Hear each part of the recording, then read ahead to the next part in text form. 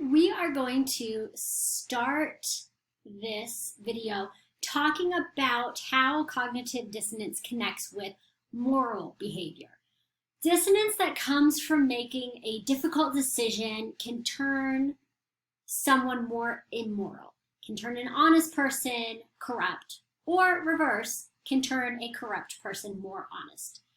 If, for example, if you cheat on a test, you've got dissonance. I'm a decent person, I'm a cheater. How do you decrease that dissonance? You do that by developing a more lenient attitude towards cheating. I'm a decent person, this test didn't matter. It was okay to cheat on this test. However, again, reverse, if you choose not to cheat, then you are going to develop an even less lenient attitude about cheating. So for the Mills experiment, what they did was they did this experiment with sixth graders. And the first thing they did was they measured their attitudes towards cheating. Then they gave them a competitive exam with prizes for whoever won. It was basically impossible to win without cheating. And it was set up in such a way that the students thought they could cheat without it being caught. So some of the students cheated, some didn't. The next day, they were asked about their views on cheating again. The students who were cheaters developed more lenient attitudes towards cheating to decrease that dissonance. The students who were not cheaters had harsher views about cheating to justify losing the prize because they didn't cheat. People might start at the same spot with the same views on cheating, but as they make their decision, I'm going to cheat, get more lenient views. I'm not going to cheat, get harsher views. They end up in very different spots. It's a slippery slope type thing. Basically, this is entrapment. When people make small impulsive decisions, I'm going to cheat, they have to justify it. They end up committed to that action, they're going to cheat again, and they end up in a very different spot than where they started.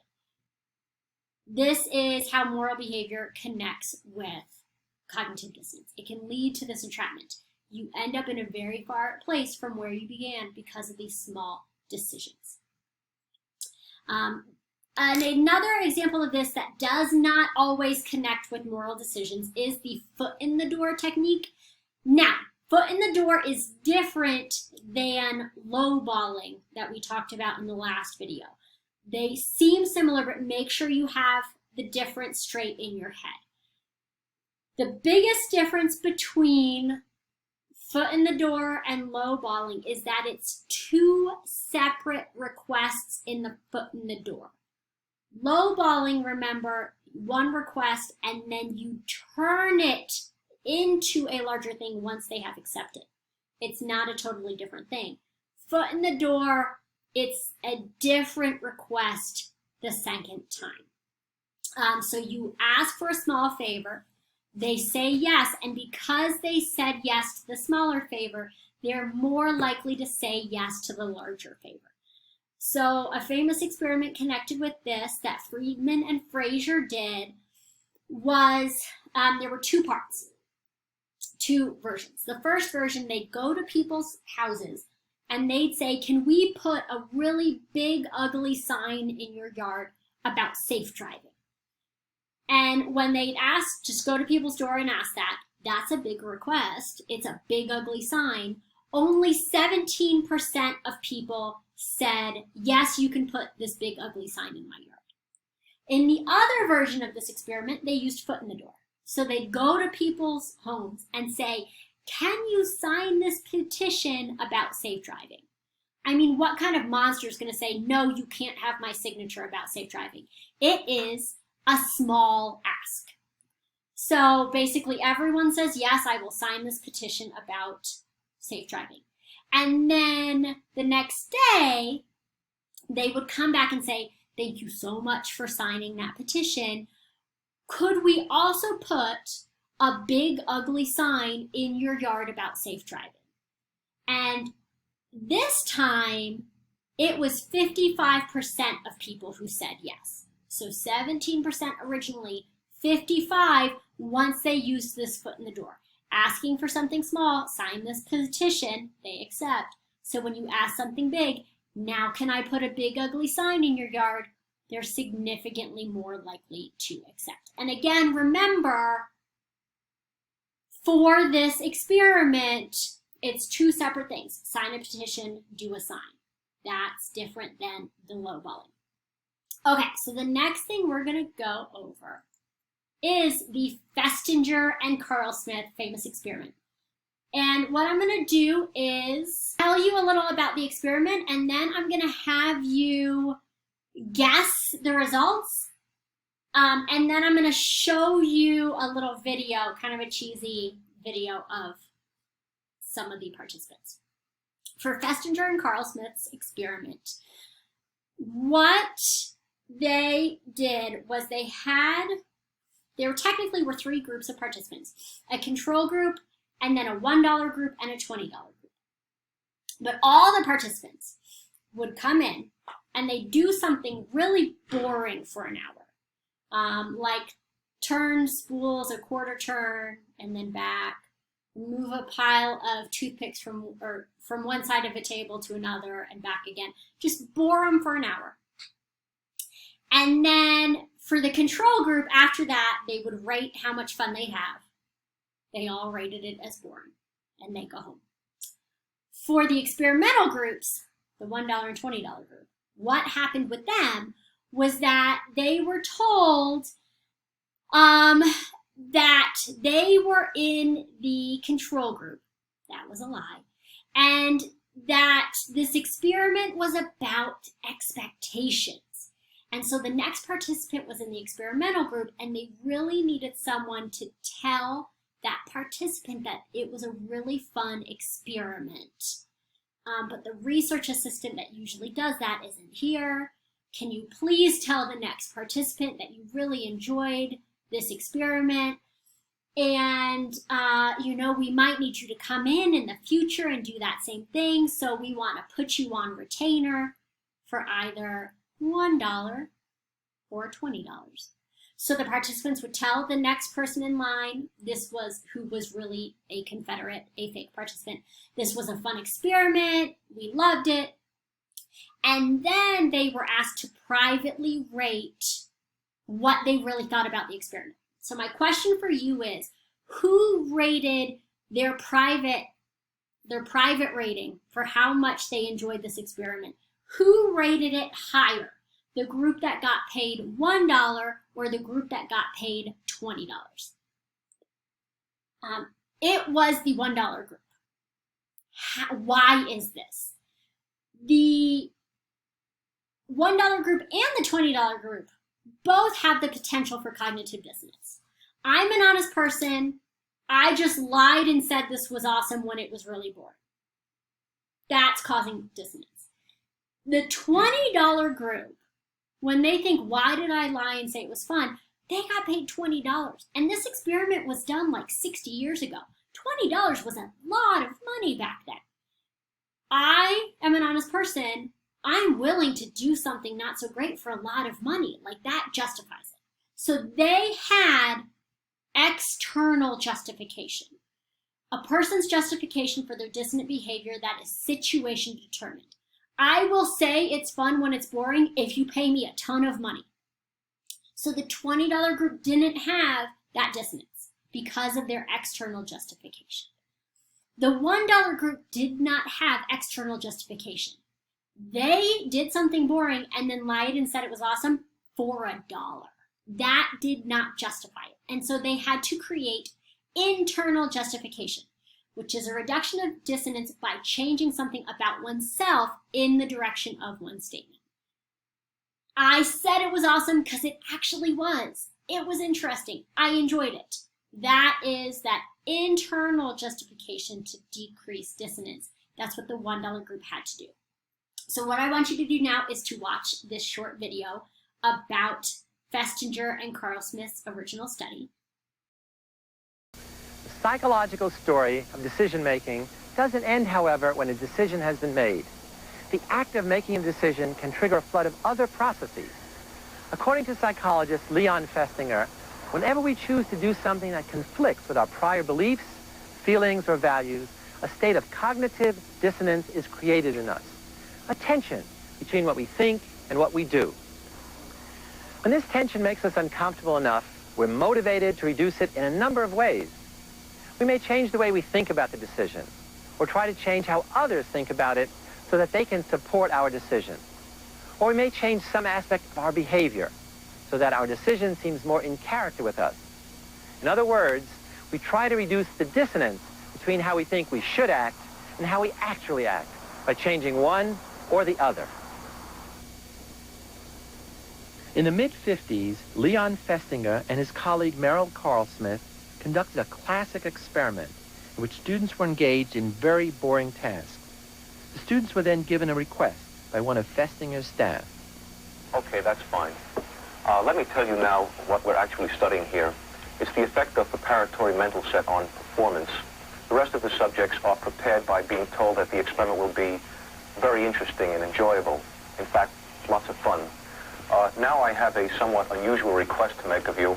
The next subject is waiting right outside, but the fellow who ordinarily gives the spiel isn't here. I wonder if you could possibly take his place. As a matter of fact, we figure we'll be needing someone in the future, so I'd like to offer you a $20 retainer and have you remain on call for us. Would that be all right? $20? That'd be fine. Half the students were randomly assigned to the group that received $20 for lying that the experiment was fun. The other half were given only $1 for lying. $1 as a sort of a retainer and have you remain on call with us. Would that be all right with you? Yes, that'll be all right. The cognitive dissonance came from the knowledge that the experiment was in fact boring, and $1 was insufficient reward for lying. Many of the $1 subjects actually convinced themselves that the experiment was fun after they made their decision, to reduce the dissonance between their prior beliefs and their behavior. They came to believe a big lie for a small incentive. To a girlfriend of mine who participated in an experiment last week, and she said it was very tedious. Oh, I don't think that was the same experiment because this one wasn't boring at all. I didn't think so. The $20 subjects, on the other hand, felt no dissonance because they felt comfortable in lying just for the money. He said it was pretty miserable and that I should do everything I could to get out of it. Well, I think maybe your friend was wrong. Perhaps it's a different experiment because this was a lot of fun. It appeared to me as if it were a puzzle. We, had to turn these knobs, and I tried to figure out what we were doing it for, but I really couldn't figure it out. Perhaps you'll have better luck. Other theories might predict that the man who is paid most would have the highest motivation for enthusing over the dull task and would be most sold on it himself. Cognitive dissonance theory leads to an exactly opposite prediction. The man who is paid $20 knows that the task is dull, but he also knows that he had sufficient justification for saying that it wasn't. Did you enjoy working on the manual test? Well, it really wasn't too enjoyable. In fact, it was rather boring. How about the man who is paid $1? He knows the task is dull, but he has two discrepant thoughts. He also knows that he did not have sufficient justification for saying that it wasn't. For him, there is dissonance. Time after time, we have seen what follows. He reduces the dissonance by changing his opinion about the dullness of the task. Did you enjoy working on the manual test? Yes, I enjoyed it. Would you like to participate in such an experiment again? Yes, I think I would like to. Anytime there is insufficient reward, there will be dissonance. The general principle seems to be that people come to believe in and to love the things they have to suffer for. By discovering how people actually behave and not how some theory says they ought to behave, psychology can provide guidelines to help us catch ourselves before we go astray, or redirect us once we do, if we follow them. Okay, so let me tell you now about Cohen's experiment. And this was done at Yale. Yale is in New Haven, Connecticut. And this was done after the New Haven police had overreacted to a student protest. And there was some police violence going on. And so what the participants had to do was write an essay in support of New Haven police. This is going to cause dissonance. Because at that moment, Yaleys did not really like the New Haven police. So what they did, kind of similar to Festinger and Carl Smith, was the participants got paid either 50 cents for writing this essay or $10. After they did that, they were asked to give their real feelings about the police because, again, they were forced to write a positive essay. It was not necessarily their personal beliefs. There was a negative correlation between police views and money. The people who got paid more had a negative view of the police. The people who got paid less had a positive view of the police. The cognitive dissonance theory predicted what happened in the study. If you don't have sufficient external justification, you are going to create internal justification. So, does dissonance only affect you cognitively, or can it also change you physiologically? What do you think? Zimbardo did an experiment connected with this. Participants had to have an intense electric shock, so they had to be given a shock. Half of the participants were forced to do it, were told that you don't have a say, you have to go through this. Half of the participants were induced to volunteer to get the shocks. So the students who were forced into it, they had external justification. Why are you sitting here and getting strong shocks? I was forced, I didn't have a choice. That's why I'm sitting here.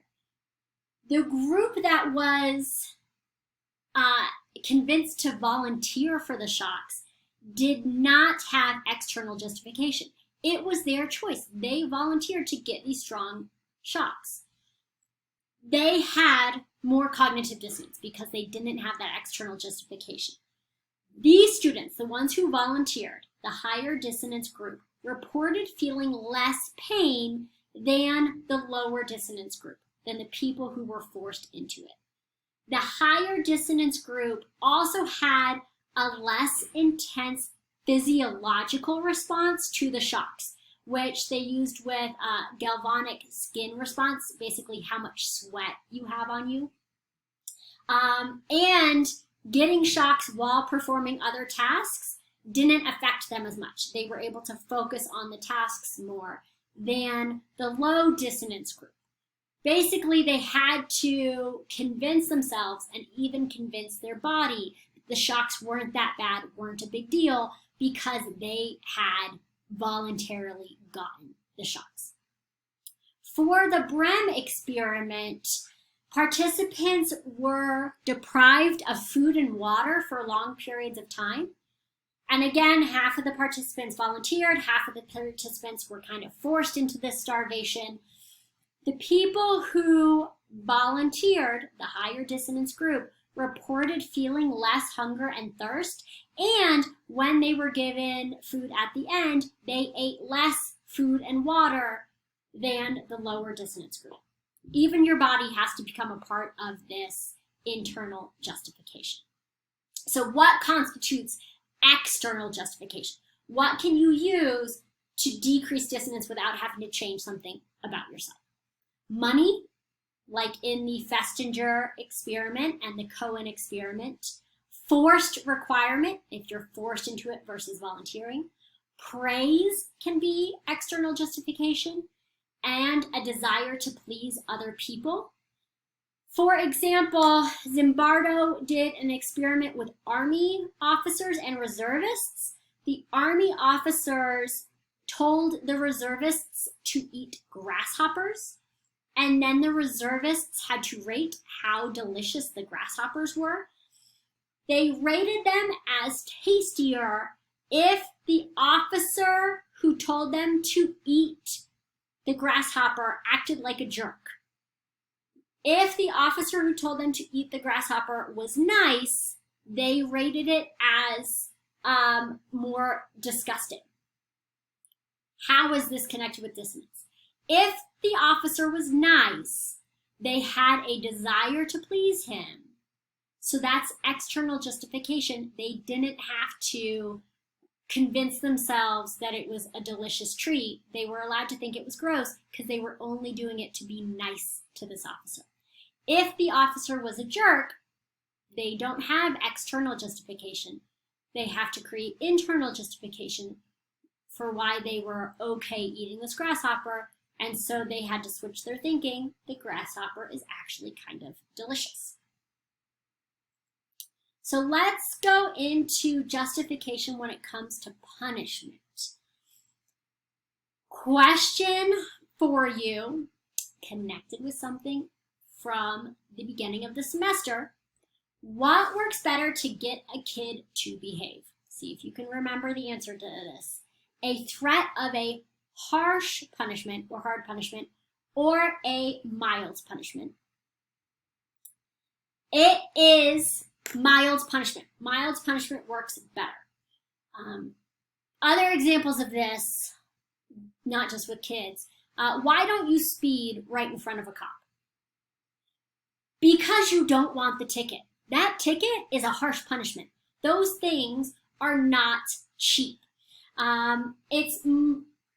But if the cop's not there, when that threat of the punishment is gone, you're going to speed again. You're not going to care. It's more effective to use mild punishment because you get people to think that they want to act in a certain way rather than threatening them if they don't. With a harsh punishment, you have external justification. The reason I'm not doing this behavior right now is because I don't want the big ticket. So when that punishment is gone, you're going to do the behavior. If you provide a mild punishment, that is not sufficient to be external justification, and so you have to create internal justification. So, for example, going back to the kids thing, with my kids, again, I'm a social psychologist. I use this stuff on my children. I do not do huge, harsh punishments for my kids. They've never been grounded. I mean, they're younger, but I don't, I've never taken their screens away for a week. I've never done anything huge like that. My favorite thing to do to get them to change their behavior is I say, that's a little disappointing. I'm kind of disappointed that you did that. That's a mild punishment. They don't want to disappoint me, but I didn't blow up at them. I wasn't yelling. There's no huge thing. I'm a little disappointed with that is harsh enough to get them to stop the behavior, but not harsh enough to justify to themselves why they stopped the behavior. And so they have to create an internal justification. I stopped this because I don't want to do it, really. So they get rid of that behavior long term because they had to create an internal justification for why they stopped doing it. My disappointment's not enough. It has to be an internal justification. Now, I'm not doing this because I don't want to do this anymore. So a couple of experiments connected with this. Aronson and Carl Smith did an experiment with 5-year-olds where they rated the desirability of toys. And then they were told not to play with the toys they rated as most desirable. So, no, it wasn't the number 1 rated toy. The second most desirable. So their number 2 rated toy, they were told, you don't get to play with this toy anymore. Half of the kids were threatened with a harsh punishment if they played with this toy. I'll be very angry and I'll take away all the toys if you touch this toy. The other half of the kids were threatened with a mild punishment. I'll be a little angry if you play with it. That's it.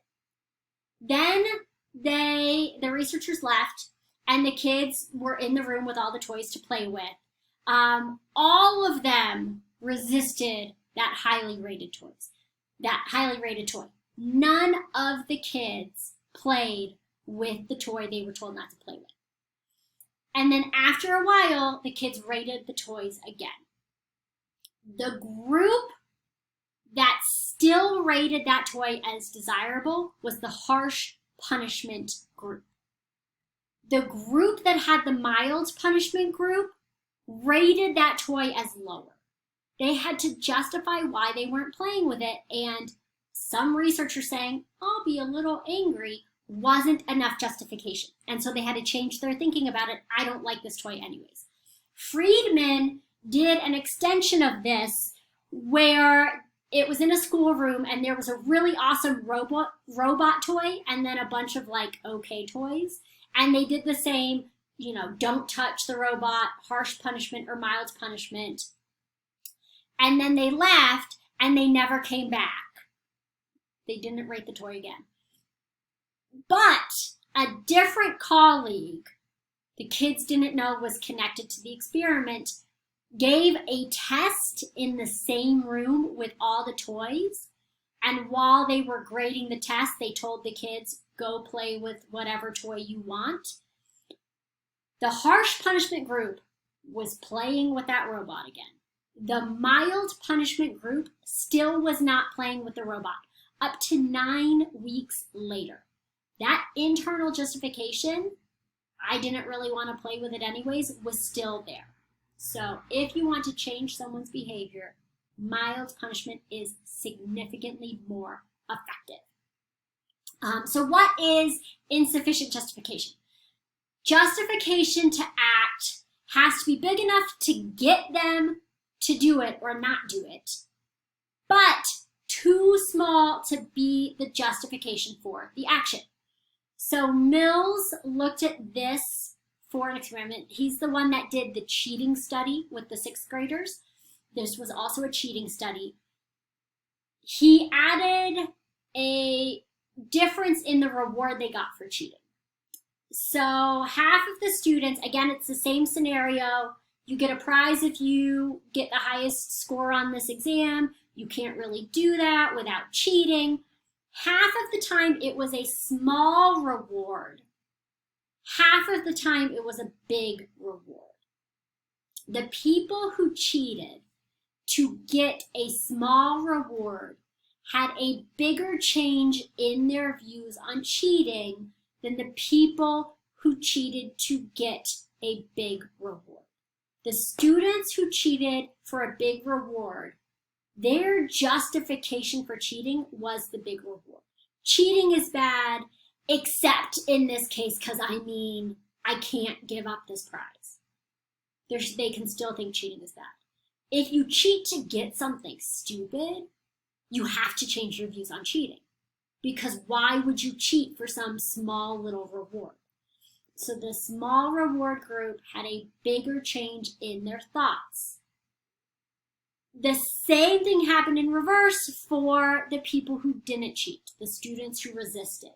For those who did not cheat, even with the big reward, their views changed more than the people who didn't cheat for the small reward. The people who didn't cheat for the small reward, their thought was, why would I cheat for something small like this? It's not worth it. So they can still think the same thing about cheating. The reward wouldn't justify a change. The people who said no to cheating, even though it was a really awesome prize, why are they giving up this prize? it's because cheating is so horrible it's not worth it. They had to get more extreme in their view to justify why they gave up such a big prize.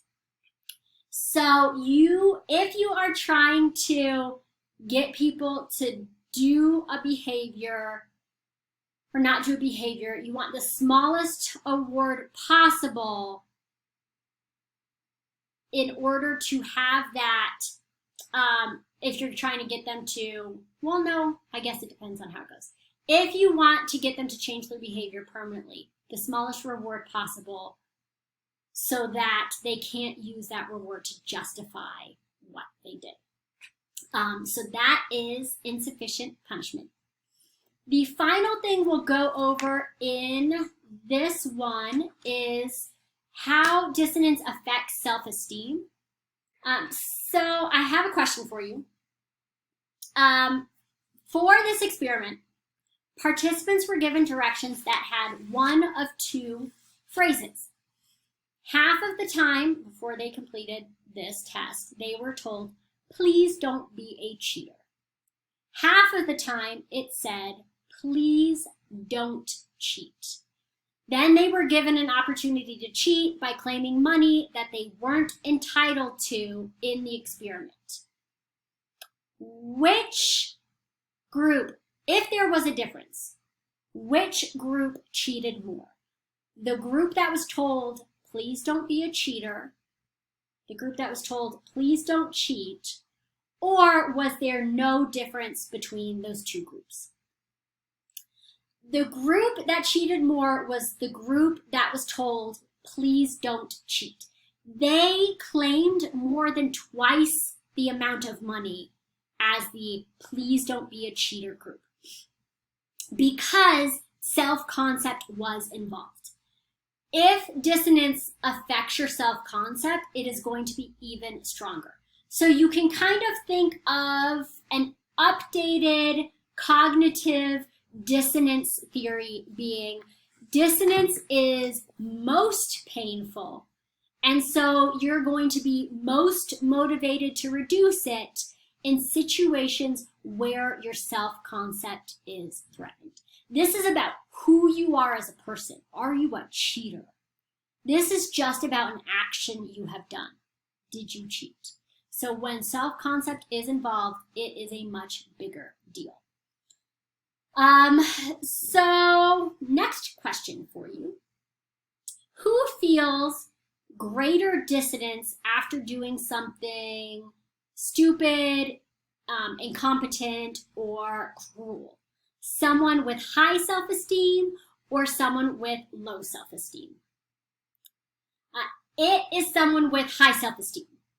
If you have low self-esteem, you're not going to feel dissonance when you do something stupid because you already don't have a good view of yourself. If you have high self-esteem and you act in a way that is contrary to that high view of yourself, you're going to feel more dissonance. You're going to want to fix it. So Aronson and Mette predicted that people with a low opinion of themselves, low self-esteem, would be more likely to cheat at a card game. Basically, you're feeling low about yourself, you might as well commit low acts.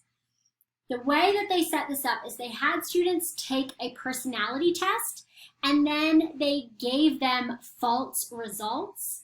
So half of the people were given really positive results from the test, half of them were given really negative feedback. So, you're interesting, you're exciting, or you're shallow and immature, to artificially, temporarily raise or lower their self-esteem.